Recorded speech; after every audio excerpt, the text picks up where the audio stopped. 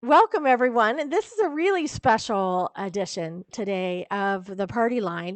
Normally we have knitting authors and designers. Um, we have crochet authors and designers. Next year, we actually have some spinning authors and experts, and they generally tend to be in that knitting and crochet field. And we've had um, the managing editor of Vogue Knitting and Knit Scene magazine, and it tends to be more in that field. And we've branched out a little bit because we're really about at Planet Pearl. We're about all yarny, fibery kinds of things. And when I saw this book, because I got an advanced copy of this book, the publisher had emailed me and said, "I know this is a little outside of what you normally do, but it's just so darn cute. I thought you might be interested. I'm sending you a copy of this book." And I emailed to the rep right back as soon as this came in the mail. And I said, "I have to meet these people because this book is, I'm sorry, so damn cute."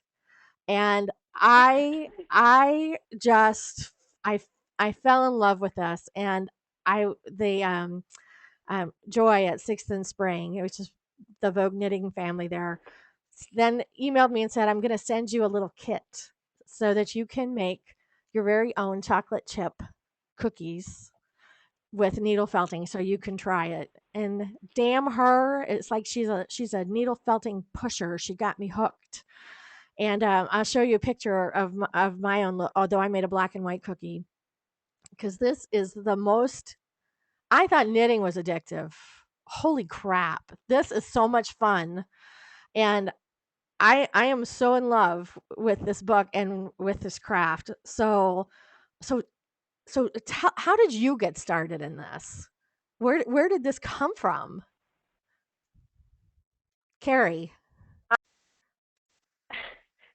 I'm going to jump in here and say that I started selling jewelry on Etsy a few years ago, and just browsing through the Etsy pages, I kept seeing needle felted sculpture show up, and I didn't understand how it was created. It just, these things just seem to appear magically somehow, and so I wanted to research the craft. There happened to be an excellent wool store in my neighborhood, so I went in and bought myself a kit and started there. And like you said, it's completely addictive, and I have had trouble stopping since then. And that's actually where I met Kerri. She was working at the wool store at the time. So Yeah, so I was working at the wool shop, and we sold a lot of raw wool and a lot of roving for people who did things like Nuno felting, or, a lot of wet felters, a lot of sculptural 3D pieces made from wool. And we had this tiny needle felted section in the back of the store. And I had taken the job at the wool store just because I wanted to work at a woman-owned business. I wanted to be around artists, and I really like to crochet. So I thought that being around the wool and learning about the whole process of when the wool came in raw to dyeing it to the classes they had would just be a different area of something I already loved. But then it turned out that the easiest and most fun thing to do in the store when customers would come in looking for projects would be to tell them about needle felting and to give them a little demo of what they could do with that. And Kerri was coming in, bringing these pieces of pie that she made, and it was just mind-blowing. And I just really wanted to work with it more after, she would come in with these amazing pieces. I just really wanted to be a part of it. It was so beautiful, which you can see, some of those very same types of pies in the book that first really intrigued me. But it's really cool. It's so easy. It's so fun. It's really affordable, and you're really in full control, which is appealing to me as a crafter, since you need to have the freedom to make something look however you want it to look, or however it's gonna look, depending on what your skill level is. And still be really happy with it. And needle felting really seems to answer all the crafting desires that I could possibly have. It's just fun.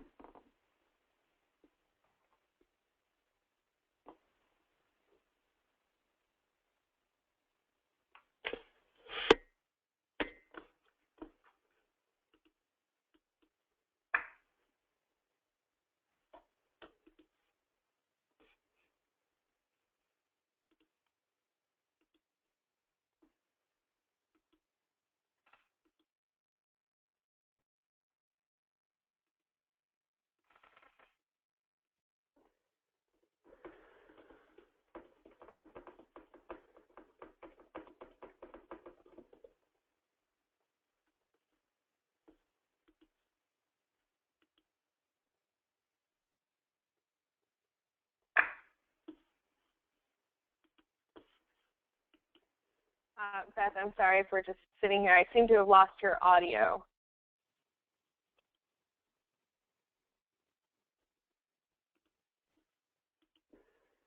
I can't hear anybody.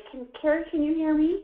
Hang on. I somehow got still muted. Not able to hear Beth. I somehow muted myself. Can you hear me now? I don't know how that happened. I must hear you now. I must have leaned on some button or something. I thought your microphone was so fine. Yeah, I must have muted. I muted myself. Anyway, but my question was, is this a cost effective? Like, is it a really inexpensive hobby? I mean, unless you decide that you have to have a bale of every single color on the planet in your inventory. I mean, is it a relatively inexpensive hobby for people? Absolutely. Yeah, I mean, because and even in terms of the colors, excuse me. No, go ahead. You can do so much with mixing that you don't really need to have that many colors in your collection. So that's a good way to keep your costs down too. Yeah, well, unlike yarn, you couldn't really blend two, the things of yarn together very easily unless you knit or crochet them together, and even then you could tell it was two different fiber strands. But with this loose wool, you can just mix and blend and do whatever you like. It's like painting with wool. Actually, it's just so versatile. Yeah, and Kerri too, I see your space behind you doesn't look like it's stacked up with boxes and boxes of fiber, which I will say for a lot of knitters, they don't have this much open space around them. Yeah, it's just a big enough space that I can hide my boxes cleverly. They're definitely around. I have plenty of fibers. Well, that makes me feel a lot better, and you were a lot better. And I know you were talking about the fact that you started with jewelry, and we'll show everybody your jewelry shop later. But you do sterling silver, where you actually carve the molds yourself. So you come to needle felting from a place where you worked with like basically metal sculpture, where you sculpted the molds. So it's easy to see where that kind of sculptor's eye really informs the work that you do with needle felting, which I think gives it that realistic. There's definitely no question about how beautiful and dimensional the work looks. It really makes you kind of want to like take a bite out of it. so well, I also studied go ahead. I studied painting too. So like Kerri was saying, the phrase that it's like painting with wool, it really is for me. Like that's where I started blending all my colors, is thinking about it like paint. And the technique I use for the highlights is the same that I would use if I were painting a piece. So it's all of those different facets of art that I like to get my hands in are all present in needle felting, which is why it's so great for me. And I think as we go through the preview of the book, and I think for people to keep a kind of a lookout for that, and because I was sent the kit to do cookies, and they're like chocolate chip cookie And it was also like the black and white cookie, and there were some other cookies in there that you could do. Is that they're like little tiny highlights on the chocolate chips, and the things that make it, like, even if you look at the cover of the book, you see the highlight on the syrup on the pancakes, or the highlight on the icing on the frosting on that yummy looking donut. It's like those little tiny details that if you didn't have a book like this that was from an artist who, clearly knew how to paint and sculpt, you I mean, if you take those things away, it really loses that kind of dimensional realism. And I think that was the thing that really caught my eye when I was going through this book is, my God, these things just jump off the page, and that's why they're so beautiful. And the little things like the little pat of butter on the pancakes, and it's just those little tiny details really made me fall in love. And of course, I love Pop Tarts. I don't eat them maybe once a year, and I was just lamenting the last week to my husband, which was the week I ate Pop Tarts because I was driving up to North Carolina and I ate Pop Tarts in the car. It's like it's really hard to find Pop Tarts without icing on them anymore, which I like mine without icing. That was just a little aside. When I saw the Pop Tarts on the cover, it's like, oh, you can't get those. It's really hard to find them anymore. I like mine. I'm a purist. Mhm. But anyway, that's my story for the day. So let's take a peek inside the book, shall we? What do you think? I think we should look. I think we should take a Great. look. So, Yeah. We go over that illuminating technique that, Kerri has sort of pioneered in wool. We've never seen it before, and it's really explained in the book so that anybody can do it, because it really, you're right, it does make her work really pop. And it would still be a gorgeous donut without it, but I mean, it just looks so real. yeah, I mean, it takes With it. Yeah, it you really know? takes it to extraordinary. I mean, it makes it from exceptional to extraordinary. It's really crazy. And even like on Yeah. this French macaroon, just that lighter green along that top edge is just, or on the Mhm. And strawberry. we see how Oh, to do it. So, and it's not, it makes it look so special, but it's not overly complicated. But she's just such a genius with coming up with those kinds of things that it just really makes the work so much nicer. yeah. And I mean, Good I job, can Kerri. can imagine giving somebody a Thanks. basket of those strawberries, as a gift. It's just they're just mind-blowingly beautiful. And Mary S agrees with me on the Pop Tart thing. So, I'm with you on that. You can only get them in strawberry, blueberry, and brown sugar now without frosting on them. But they look really great with the frosting and the sprinkles in the Yes. yeah, it really makes them, yeah, you wouldn't wanna do them without it. So, but I love that the fact there's a bite missing and you can see the fruit inside them, which is just crazy. And, yeah, and that croissant looks so real. It really looks like you could take a bite out of it. So now the book is divided up kind of into themes, and so here's breakfast. Although there are some people that would argue that Pop Tarts are dessert. So, although in, I guess, America, Pop Tarts are breakfast. But so tell us about the what we're looking at here, Kerri. Um, this is the beginning of the book. Hmm. These are some of my favorite projects are in this section. Uh, the pancakes, for example, are one of my top projects. They're a really good avenue for getting the nice highlights, like you mentioned, on the syrup and the butter. Lots of good details in there. Um, And also, I mean, these projects use a lot of what we teach people in the book about starting out with basic shapes. So we base a lot of the projects on simple to do shapes, and then the detail comes when you already have like a solid shape down.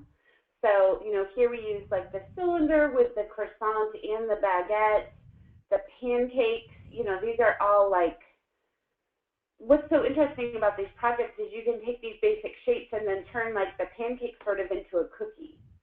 Mhm. kind of thing, that they all sort of start off on the same foundation, which I think is really, really interesting, that you only have to learn like a few things, and then you can take those skills and turn it into all of this, like, the toast and the bacon, how the bacon is, there's probably a better picture of it a little in a couple pages, but it's actually wavy, like it's been fried crispy instead of just a flat piece of bacon. Yeah, and that was Which the thing that was really carry on. surprising to me is how when you create that fabric, you can make it do pretty much anything you want it to do. Unlike knitting, which that fabric is going to lay flat unless you use wired yarn or something. I mean, it's flat, and a felted fabric is going to lay flat. But when you do this, you can make it do whatever you want it to do. It's very Absolutely. yeah, I mean, it will you can bend it to your will, which is always when you were talking about that level of control. I mean, if you're a control freak, this is really your craft here. And as you know, and I was going to ask you about cuz I've done needle felting trim on like felted bags where you lay it flat on a big piece of foam and you jab, jab, jab, jab, jab, jab, jab, and I still managed to stick it through my fingers because you're holding a strand of wool yarn down while you're jabbing it, and it hurts a lot worse taking that needle out of your finger than it does putting it into your finger because of the barb on the end.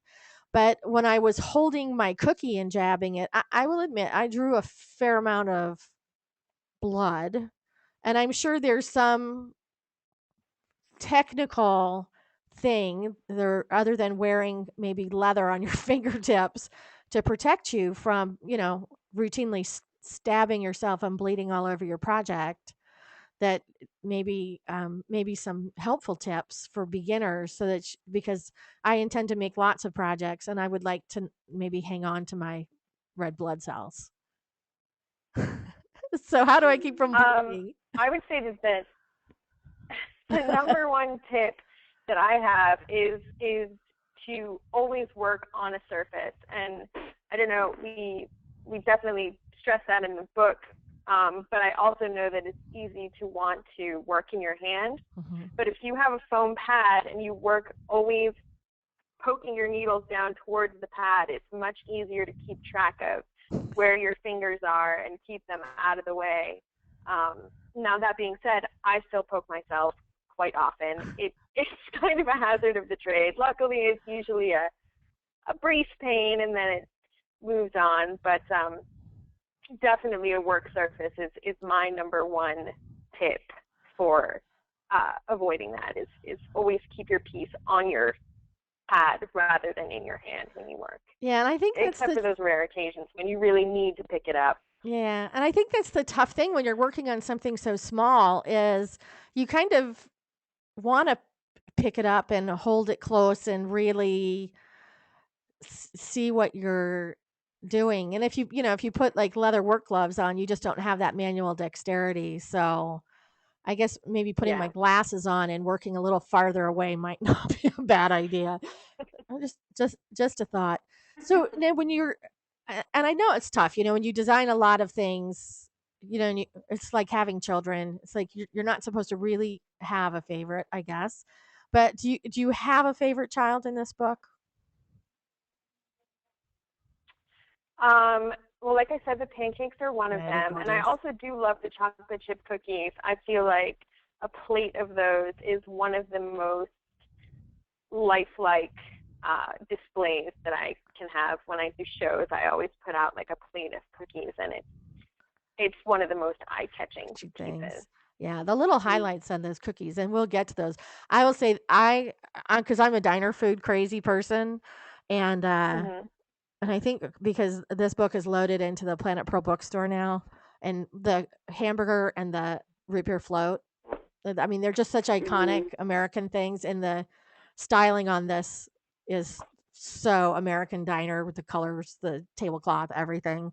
It just yeah, and I love grilled cheese. I love hot dogs. I mean, this is like I just love this whole layout in the coffee cup. This is just such Americana here in, but even just the little on the grilled cheese sandwich, the little, the crunchy where the butter has cooked, the little coloration and detail is just, and the mustard on the hot dog.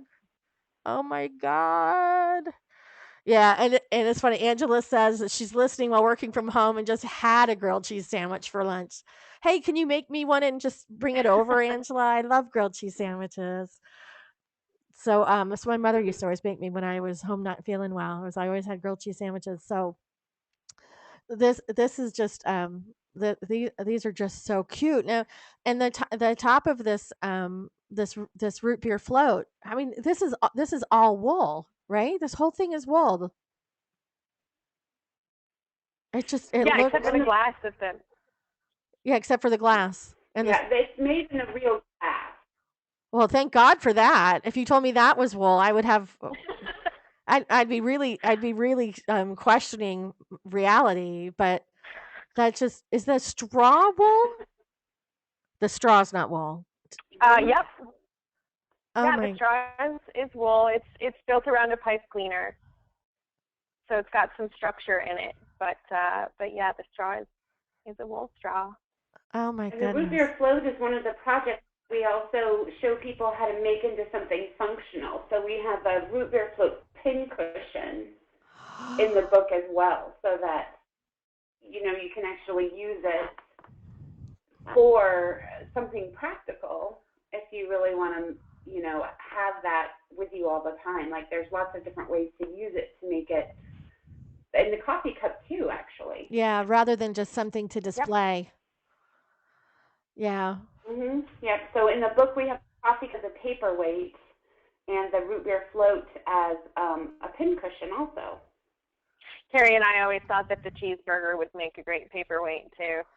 That was one of our pet projects that we had in the back of our head. But yeah, and I guess the thing is, if you make it big enough and you build it around something heavy, a lot of these could serve more than one purpose, right? So absolutely.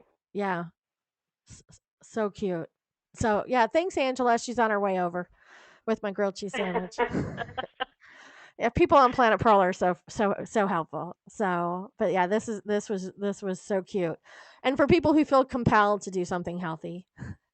This is my favorite section. I was going to say, I bet Kerri's favorite comes from this section. But I think this is where you really see the crazy coloration, the natural coloration, and the highlights and the little tiny details in Mother Nature that that maybe you don't get in the more man-made pieces, like in the carrot, like the swirls in the carrot and in the avocado and up in the peach pit and stuff. The details on these are really, really spectacular.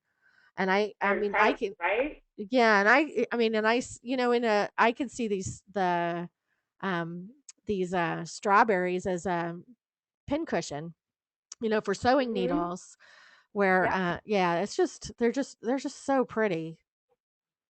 Yeah, I really love those the watermelon too, with the two colored seeds. And yeah, we make really fun. We didn't use them for all of these different ideas, but I mean, they're like great hair clips or brooches, or there's just so many fun ways to use them.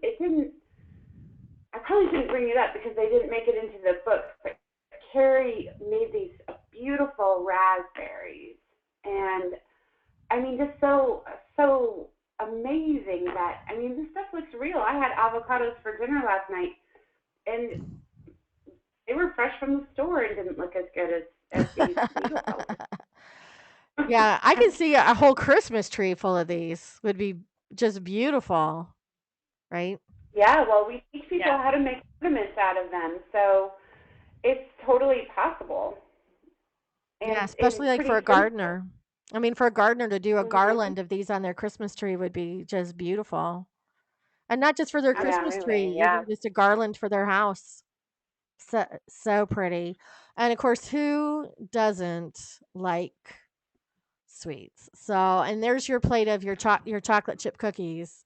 And Yep. yeah, when I got my little kit and it had a picture of the chocolate chip cookies, and then it had different, and that was the thing, is it has not just those, but it shows you different options and different like alternatives, and it had like an iced sugar cookie and the black and white cookie, and it had different options using the same pattern and basically the same colors. And my mother grew up in New York City, and her thing is the deli, and so the black and white cookies were her favorites. And so whenever we went into a deli, she always got black and white cookies, which is why I made one. And Mhm.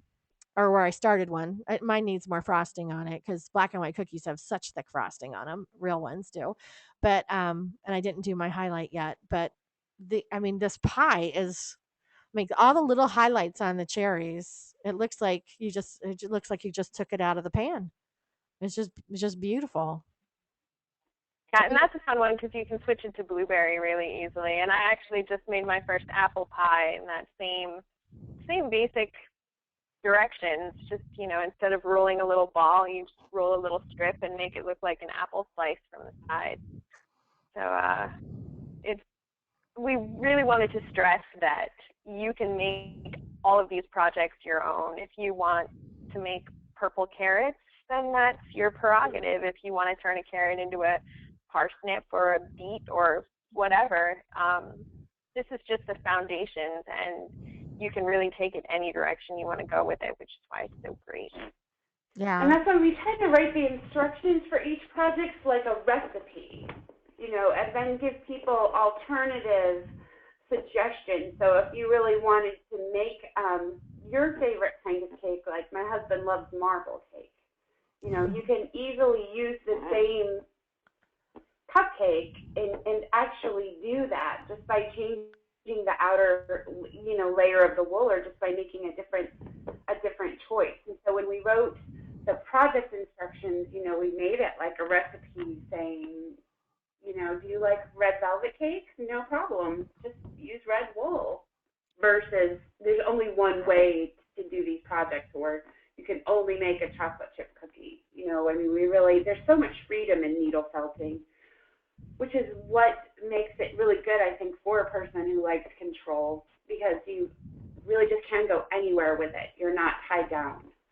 Yeah, and It's you can just, change it as you go, which is really kind of the cool thing, is like, mm, well, I would like that to be a little darker, so I'll just add a little darker yeah. wool to it. Or it was kind of cool when I was putting, and this is like how crazy the detail is that I was doing the cookie, the bottom of the cookie gets a little bit of a darker wool on the bottom because the cookie is darker because it comes off of the cookie sheet. Right. And the bottom is the cookie is always darker than the top of the cookie. It's like, well, how dark do I want the bottom of that cookie to be? Well, I want it to be a little darker than that because when I take my cookie off the cookie sheet, I like them a little crisper. So I'm going to make the bottom of my cookie a little bit darker. Right. So it's like it's that personalized, so, Mm-hmm. or, if you want, I use America's Test Kitchen recipe for my grilled cheese sandwiches. So my grilled cheese sandwich would look a little crisper than that. So I would make my golden part go all the way out to the edge. I mean, and I would maybe put a little tomato slice in there. So, but it's, so that you can, Mm-hmm. it's all in your hands. So it's really it's so cool because you stop when you're ready to stop. Although I cannot stop messing with that cookie because it's not perfect yet. So I keep picking it But up and you'll like get playing with it and adding things because I still have wool there, and it's like, oh, maybe I'll do a little. Well, that I feel a little fat part there. I think I'll poke that a little more. So yeah, so it's until I get it. Well, okay, and I will admit I am a little bit of a perfectionist, but it's you make it exactly the way you want, which is just the coolest thing, and you're really not following somebody. Although you have like the basic imprint from the book or the basic recipe, you're really not following somebody else's pattern because you're making it yours. Exactly. And I think Yeah, that's there's the so much coolest part of freedom. it, right? It's gonna be exactly yours. So when you said, yeah, you can make that pie with blueberries or raspberries or apples or yeah, that's just it's perfect. You could put pink icing on those donuts if you wanted to, because personally, I Mhm. like pink icing or maple frosting on my donuts too. Yeah. So, yeah, and they are yummy. Helene said they're yummy. No kidding. They look awesome. And actually, I might have to go get a donut now. That's terrible. That's awful. Anyway, so and then of course, no sweet shop would be complete without holiday treats. And I have to say, this popsicle, this red, white, and blue popsicle, which is this like such an American thing. These rocket ship popsicles looks like it's frozen. Is that your favorite? It looked. I don't eat popsicles, but it it looks frozen, which is crazy to me that you could make wool look frozen. I mean, just all the It's all Yeah, it looks about those like highlights. on it. yeah, the little bunnies, the little chocolate bunnies. Oh my god, too cute. But the fact, yeah, I was just really blown away by how just crazy real that popsicle looked. So, and it's just it's yeah, all in the highlights, which was Mhm. it's just Yep, and mind that's made with a blowing. real stick. Yeah. So So, we oh knew how to use an actual popsicle stick from the craft store with that project. yeah, just yeah, unbelievable, unbelievable. Just really, really cute. So, so we have some other places to take people today. Oh, I guess I need to go all the way to the end, or it won't be happy with me.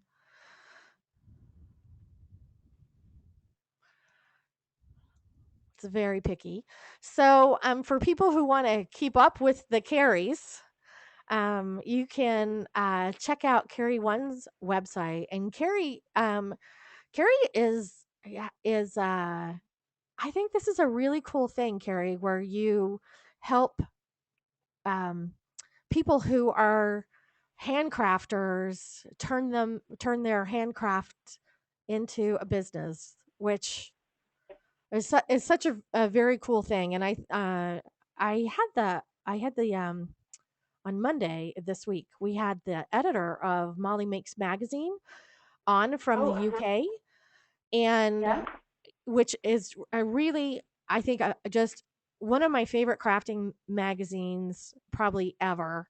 It's because I think Beautiful, isn't it? it is, and they're releasing a series of books in the U.S. as well. Their fourth one just came out on Monday, and but it's really about. I think it speaks to a whole new generation of crafters where it's and it's like my son, my daughter-in-law's age, you guys' age, where it's an appreciation for handcrafting and making a lot out of a little, reusing and repurposing, and it's all about the craft and not necessarily about $500 cashmere scarves. It's really about the art of it. And so I think to encourage people who make with their hands to be able to actually turn that into a business is a I think there's a special place in heaven for you. So this is an awesome thing. So for people Oh, who good. are for people who are interested in actually having a craft business, and share this with your friends as well. If you have friends who are interested in this, Kerri has helps people with that and has written some books on it as well. So here's where you're going to find that Mhm. as at kerrichapin.com. So that's where you'll go find that. And so if you can't get enough fuzzy food, and who can? I can't get an. I think this Mhm. Kerri, this is just the cutest website ever. It's just adorable. Even the design of this website is just so darn cute. So if you want it, if you just can't get enough fuzzy food, check out fuzzyfood.com, which is just a cute name too on top of it. And and not only does Kerri feature some of her own fuzzy food, but she also pins fuzzy food from around the net as well. and honors others in the needle felting craft and gives a shout out to them as well, which is very generous of you. And if you want to see where what else Kerri's up to, because Kerri is an artist in all senses of the word, you can check out kerriwessel.com. And if you want to see Kerri's jewelry on Etsy, you can see Kerri, and now you can see where What Kerri's. can't you do, Kerri? What can't you do? I know. And a friend of mine who I helped her set up her website, she just gave me a Pandora bracelet as a gift and with a couple of knitting charms to get me started. And I haven't started nice. to put my story together yet on it. I have my handle on Planet Purl is Pearl Queen. So I have a knitting basket and a crown is what she started me with.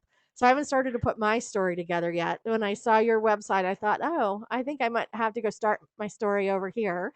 So, but you can see all of the charms that Kerri makes. She actually does from molds that she sculpts herself. So I think you get a little picture here of why Kerri's fuzzy food is so beautiful and dimensional because you can see the work that she does. Yeah. So, and actually, you can see here it says love to see all of your talents, Kerri and Kerri. You are awesome is the comment, which is I fully agree. So I'm going to give away a copy of this book today, but only one person can win, which we'll do as soon as we sign off the recording today. But you know what you're going to do if you don't win, right? The first thing you're going to do is you're going to call your local yarn store on the off chance that they have this book because we're all about supporting our local yarn stores. And if they don't have it, you're going to zip right over to planetpurl.com and you're going to click on books. And then once you click on books, which hopefully will be a little quicker for you than it is for me, but hey, I'm on a relatively slow connection up here in the mountains. And it will open up really, really fast for you. And you will slide down here to where you see Feltlicious, which is loaded into our bookstore. And you will click to order it, which actually this link is gone, but you will click to order it right here. It'll take you to Amazon, which I'm going to go do right now because it's missing, and it will give us the tiniest little commission, but it does help pay for things like our GoToMeeting interface, which allows us to bring you events like today with the fabulous Kerris. And next week, Louisa Harding is coming from the UK, and Christina Benke from Vogue Knitting is coming to talk about 60 quick knits from America's Yarn Shop. So you don't want to miss those. And of course, that's why you want to go pick this book up through our bookstore. So, but first we want to thanks, Helene. So we're very glad to have you, both the Kerris today. And thanks for bringing us Feltlicious and introduction to this fabulous wool craft and so much fun. And thanks for hooking me on yet another hobby because I needed one, especially one with sharp objects. Given that I am already a hazard to myself and others, my husband will be really glad to know. But I don't think this one will result in emergency room visits, so we're probably okay with that one. Just a few drops of blood. It's all like I said, just quick. Just quick. And it heals quickly. It's no big deal. So a few Band-Aids, I'm good to go. So thank you, ladies, for being here. Everyone in the room, hang tight because I'm going to give away a book. So thank you, Kerris. I really appreciate you joining us today. Take care. Have a great holiday. Bye, everyone. Thank you. Thank you so much. Bye. Bye. Thanks so much. Bye. Bye.